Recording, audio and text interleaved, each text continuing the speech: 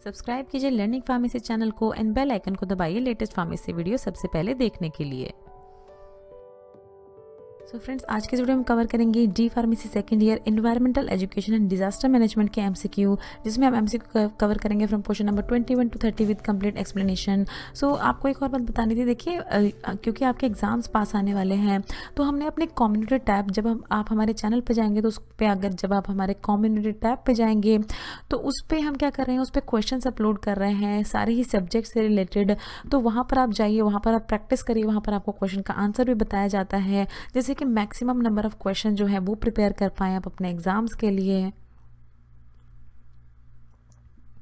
Question है, देखिए international tsunami centre यहाँ पर से इसमें से ऑप्शन में कहाँ लोकेटेड है? होनोलुलु में है, मैसूर में है, लंदन या न्यूयॉर्क? आंसर है इसका ऑप्शन ए। सो देखिए होनोलुलु जो कि हवाई में है, तो वहाँ पर लोकेटेड है इंटरनेशनल सुनामी सेंटर। आपको देखिए ये थोड़ा सी डिटेल हम इसलिए बताते हैं क्योंकि आपसे बहुत कुछ भी पूछ लिया जा सकता है, तो जो भी हम एक्सप्लेनेशन आपको बताते हैं वो भी प्लीज़ आप ध्यान से सुने। तो देखिए ये सेंटर जो है इंटरनेशनल सुनामी सेंटर 1965 में क्रिएट किया गया था यूनेस्को यूनेस्को आपको पता ही होगा, United Nation Educational Scientific and Cultural Organization होती है। तो उसी की एक कमीशन होती है जिसको कहते हैं इंटर गवर्नमेंटल ओशनोग्राफिक कमीशन। तो उनके द्वारा प्रिपेयर किया गया था, बनाया गया था ये इंटरनेशनल सुनामी सेंटर 1965 में। क्वेश्चन देखिए कब सेलिब्रेट किया जाता है international day for natural disaster reduction? 1 मार्च, 15 अप्रैल, 12 सितंबर या 13 अक्टूबर? आंसर है इसका ऑप्शन डी। सो देखिए 13 अक्टूबर को सेलिब्रेट किया जाता है international day for natural disaster reduction. इसको क्या किया था, देखिए 1989 में इस तरह का डे जो है वो लाया गया था। किसके द्वारा इसको लाया गया था? United nation general assembly. तो इस पर भी एक क्वेश्चन बनता है कि कौन इस तरह का डे जो है वो सबसे पहले किसके द्वारा स्टार्ट किया गया था? तो UNGA के द्वारा स्टार्ट किया गया था।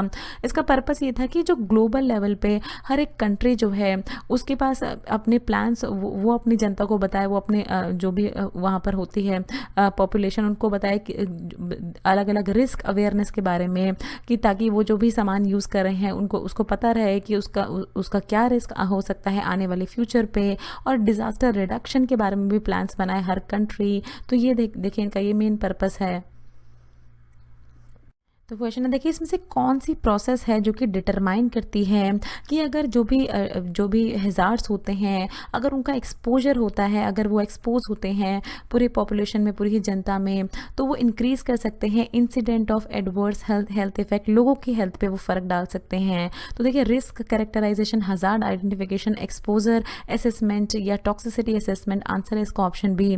सो देखिए हज़ार्ड आइडेंटिफिकेशन क्या होता है? हज़ार्ड आइडेंटिफिकेशन, अगर कहीं से सोर्स पता चलता है कि ये कोई भी मटेरियल जो है, कोई भी चीज़ जो है अगर वो एक्सपोज हुई है तो वो हार्म कर सकती है ह्यूमन लाइफ्स को, तो उसको देखिए ये पूरी ही टीम होती है जो जाती है, आइडेंटिफाई करती है कि कौन सा हज़ार्ड है, कौन सा ऐसा केमिकल है जो कि एक्सपोज हो रहा है, और ये फिर पूरी ये टीम जो है ये डिसाइड करती है कि फिर ये जो प्रोसेस है, जिस भी चीज़ में इस तरह का जो केमिकल यूज़ किया जा रहा है, तो क्या उसको यूज़ करने देना अलाउ करना चाहिए फर्दर अगर उसको यूज़ किया जा रहा है, और क्या इस तरह का जो भी केमिकल है वो लोगों की हेल्थ पे तो असर नहीं डालेगा। तो ये किया जाता है देखिए हज़ार्ड आइडेंटिफिकेशन के द्वारा। क्वेश्चन नंबर 24 है, इसमें से देखिए आपसे पूछा है कि कौन सा डाटा है जो कि नहीं रिक्वायर्ड होता है हज़ार्ड आइडेंटिफिकेशन के लिए? Estimation of risk, contaminant level, affected population या लैंड यूज़? आंसर है इसका ऑप्शन ए।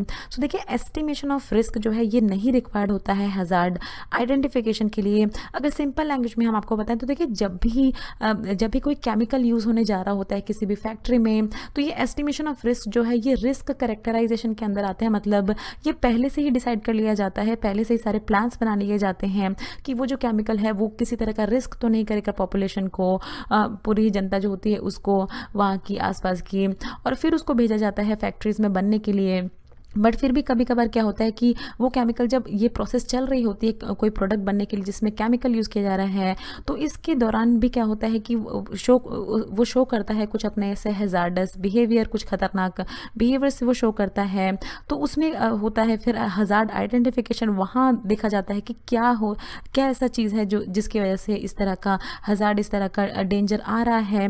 तो वहाँ पर ये देखिए ये 3 चीज़ों को देखा जाता है। जो लैंड यूज़ किया जा रहा है उसको देखा जाता है कि क्या उसकी वजह से तो कोई प्रॉब्लम नहीं हो रही है। अफेक्टेड पॉपुलेशन, कितनी जनता अफेक्ट हो सकती है आसपास की उसको देखा जाता है। कंटामिनेंट लेवल, कितने लेवल पे इस तरह का हैज़ार्ड जो है वो स्प्रेड हो सकता है, कंटामिनेट कर सकता है सराउंडिंग को। तो ये सारी ही चीज़ें देखी जाती हैं। देखिए मेन ऑब्जेक्टिव क्या होता है, रिस्क असेसमेंट का आपसे पूछा है।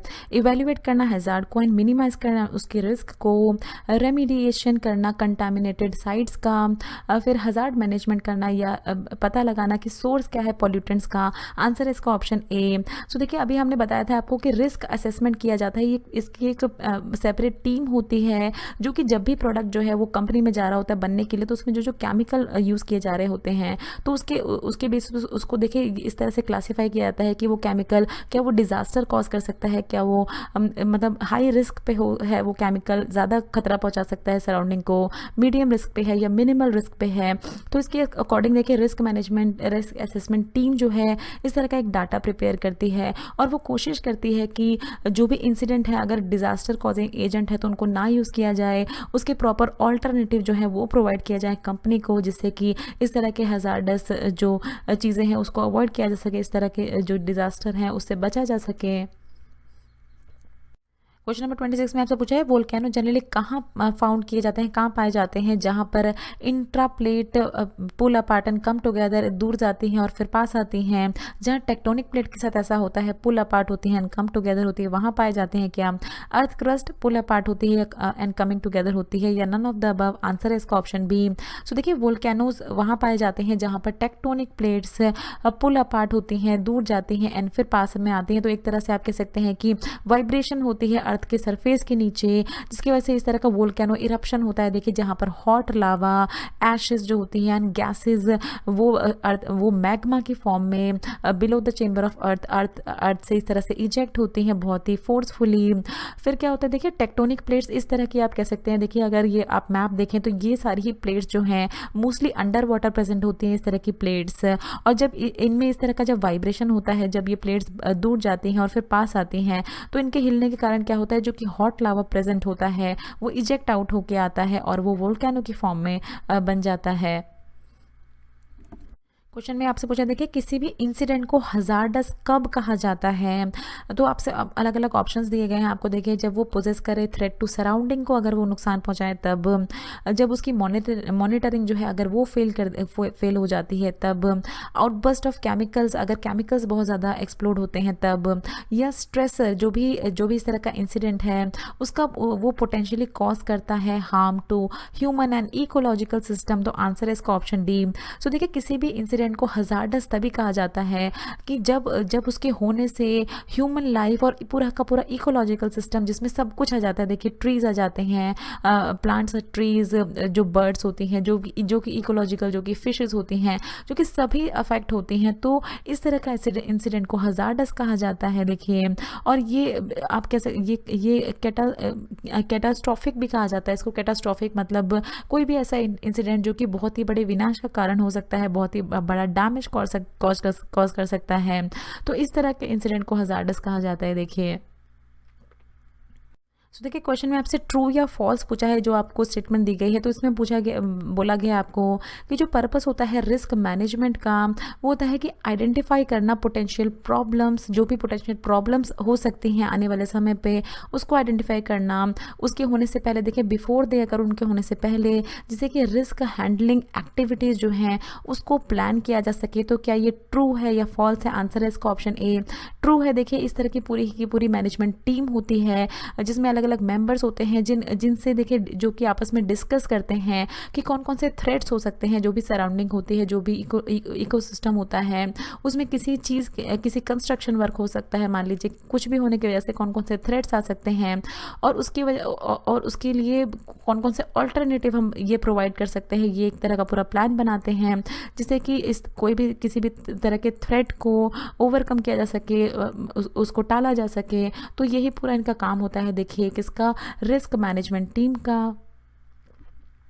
हज़ार्ड आइडेंटिफिकेशन मेनली किस चीज़ पे फोकस करती है, देखिए केमिकल एक्सपोजर पे, chemical source and concentration, chemical analysis या केमिकल पाथवे। आंसर है इसका ऑप्शन बी। सो देखिए जब भी हज़ार्ड आइडेंटिफिकेशन किया जाता है, पूरी की पूरी टीम जाती है हज़ार्ड आइडेंटिफिकेशन करने के लिए, तो वो देखती है कि केमिकल सोर्स कहाँ से इस तरह का हज़ार्ड जो है वो आ रहा है और कितनी कंसंट्रेशन में आ रहा है। तो अगर वो रीजनेबल कंसंट्रेशन में होता है हज़ार्डस मटेरियल, तो क्या होता है उसको थोड़े से बहुत ज़्यादा रिस्ट्रिक्शंस के साथ उसको अलाउ किया जाता है कि इस तरह की प्रोसेस को आप कंटिन्यू रखिए। बट केमिकल सोर्स पता लगने के बाद और कंसंट्रेशन पता लगने के बाद अगर वो ऐसा पता चलता है इस टीम को कि वो बिल्कुल भी अच्छा नहीं है सराउंडिंग्स के लिए या वहाँ जो कंस्ट्रक्शन वर्कर्स काम कर रहे हैं उनके लिए, तो पूरी ही तरह से मना कर दिया जाता है। इस तरह के हज़ार्ड को यूज़ नहीं करने दिया जाता है किसी भी कंपनी या ऑर्गेनाइजेशन में। नेशनल एनवायरमेंटल पॉलिसी एक्ट कब साइन किया गया था, तो अलग अलग डेट्स बताएं। देखिए जनवरी 8 1970, जनवरी 5, जनवरी 3 या जनवरी 1। आंसर है इसका ऑप्शन डी। तो देखिए 1 जनवरी 1970 को इस तरह का एक्ट जो है वो साइन किया गया था, जो कि देखिए एक तरह की फेडरल एजेंसी होती है जो सेंट्रल आप कह सकते हैं सेंट्रल गवर्नमेंट की एजेंसी होती है, जो कि सारे ही इफेक्ट देखती है। देखिए सारे इन्वायरमेंटल इफेक्ट देखती है, कोई भी एक्शन लेने से पहले, कोई भी किसी भी चीज़ को अलाउ करने से पहले वो चीज़ के बारे में सब पूरे ही नेशनल लेवल पे देखती है कि उसका क्या सोशल इम्पैक्ट होगा, इन्वायरमेंटल इम्पैक्ट, पर्यावरण पे क्या उसका असर पड़ेगा, इकोनॉमिक्स पे उसका क्या असर पड़ेगा, पब्लिक के हेल्थ पे क्या होगा, फिर ट्राइबल पे उसका क्या असर पड़ेगा। तो ये सारे ही जो है इनपुट्स लेने के बाद वो इस तरह कोई भी अगर प्रोसेस होती है उसको अलाउ करती है और जो पॉसिबल ऑल्टरनेटिव्स होते हैं, जो सेफ ऑल्टरनेटिव्स होती हैं, वो सजेस्ट करती है कंपनी या ऑर्गेनाइजेशन को। So thanks for watching. Next video में हम कवर करेंगे D pharmacy second year environmental education and disaster management के MCQ from question number 31 to 40। और फिर से आपको बोलेंगे कि प्लीज़ हमारे कम्युनिटी टैब पे प्लीज़ आप ज़रूर जाएं, वहाँ पर हम डेली क्वेश्चंस डालेंगे और उससे आपकी अच्छी प्रैक्टिस हो जाएगी सारे ही एग्जाम्स के लिए। सो फ्रेंड्स अगर आपकी ये वीडियो चलेगी तो इस वीडियो को ज़रूर लाइक कीजिए, प्लीज़ चैनल को सब्सक्राइब कीजिए, हमें सपोर्ट करिए। इस चैनल को सब्सक्राइब करके वीडियो के नीचे रेड कलर का सब्सक्राइब बटन दिया होगा, उस पर क्लिक करके आप कर सकते हैं चैनल को सब्सक्राइब। अगर आपको कोई भी सवाल है तो नीचे दिए हुए कमेंट बॉक्स में आप हमसे कुछ भी पूछ सकते हैं। ये कुछ हमारे रिलेटेड वीडियोस के लिंक हैं जिन पे क्लिक करके आप उनको देख सकते हैं। दोस्तों लर्निंग फार्मेसी पे आने के लिए और ये वीडियो देखने के लिए आपका बहुत बहुत शुक्रिया। मिलते हैं अगले वीडियो में।